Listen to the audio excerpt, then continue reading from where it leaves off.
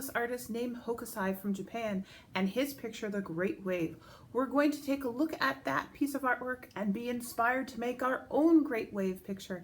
All right, gather your supplies, which is just a pencil and a paper, and let's get started.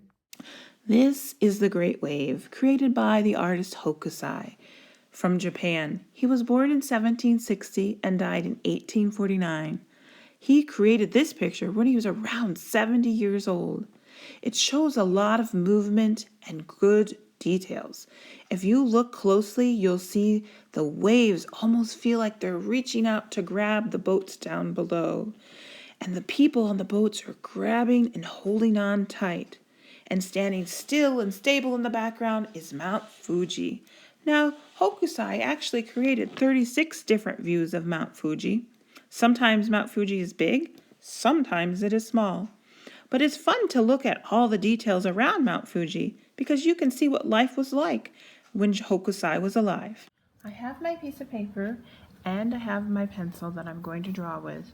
What we're going to do, now that you've looked at the picture of the Great Wave in a little more detail, first we're going to draw it with pencil, like this one right here, and then we're going to trace over it with either a black crayon or a black permanent marker. Don't use a black Crayola marker or a black washable marker because those markers will cause a problem if you decide to do some painting later on, like I am going to do. I'm not going to show you right now because I don't want you to skip ahead. No coloring today. We're just going to draw, plan the layout, plan our composition. Now remember, we're not out to copy Hokusai. We're out to be inspired by him and look at the way that he did his seascape. Now a seascape is a picture of mostly just water, a wide view of the water. It might have a little bit of land. We're going to have Mount Fuji in ours, or some sort of mountain in ours. The focus of the picture will be the water, the things on the water, and the sky. So what we're going to do first is we're going to really try to make it look like our water is moving. You saw that great movement in Hokusai's picture, and that's what we're trying to capture in ours. So it's a good idea before you start drawing just to practice with your fingers first. So kind of guess where you think the middle of your paper is and put your finger there. And then I want you to think of the letter C. And what you're going to do is you're going to practice drawing kind of a big letter C, not one that goes clear down to the bottom, kind of stays in the middle of your paper. This time, when you practice it, make the bottom of the C go stretch out all the way to the edge of your paper. Practice that 2 or 3 times before you pick up your pencil.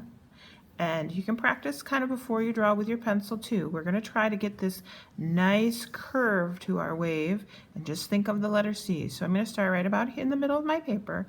Go slowly. Draw lightly. I'm going to draw a little darker just so you can see. So you can see the letter C, and then I'm just going to keep going out. Now if you want to curve down or if you just want to go straight up, that's up to you. It should go clear to the side of your paper. Now our wave is not finished because we have all this kind of empty space over here. So I'm going to go back to the top of my C where I started, and what I'm going to do this time is I am going to go up and over to the other side. So practice that with your finger 2 or 3 times. It starts here, goes up just a little bit, and curves back over to the other side of the paper. When you're ready, go ahead and give that a try. And if yours looks a little different than mine, it's completely okay, because remember, we're not trying to really copy each other, we're just trying to be inspired by each other. All right, so when we looked at Hokusai's picture, you might have noticed that there was more than just one big wave. There were lots of little waves underneath too. So what I'm going to do is I am going to start up here, and I'm going to curve around, kind of split that in half. And I'm going to, you could just make it smooth, or you can kind of change the wave and go across your paper. Maybe instead of starting up here this time, I will start over here. You don't have to copy the other ones.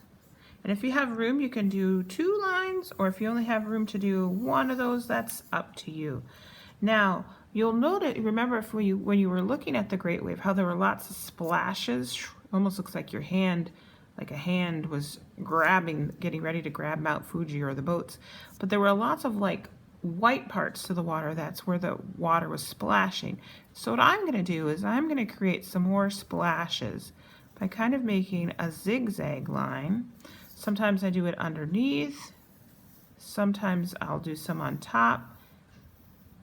Sometimes I'll even do some in the middle here. You get to decide, since this is your picture, how many splashes you would like to have, but try to have at least a couple right there. Let's go ahead and draw a mountain in here as well.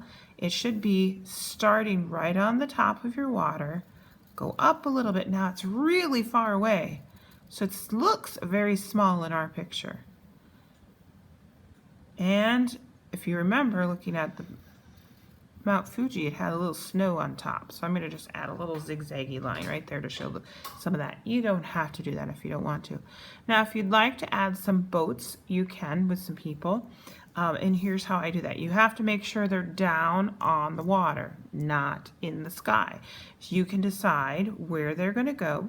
It looks like I have some room right here. So I'm going to draw kind of a slightly curved line. That reminds me a little bit of a banana.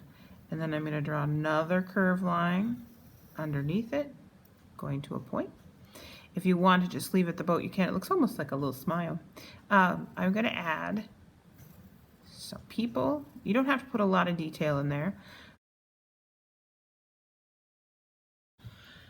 Now that you have yours all sketched out, drawn with the pencil, I want you to either use a permanent marker like a Sharpie to go over your pencil lines, or a black crayon. I'm going to use a black crayon because I think that's what most people will have. But if you are using the Sharpie, please make sure to have something under your work area so that if it does soak through your paper, it doesn't get on your paper. So your job, once you have your black crayon or your marker ready, is to trace over your pencil lines, and you're going to trace over everything.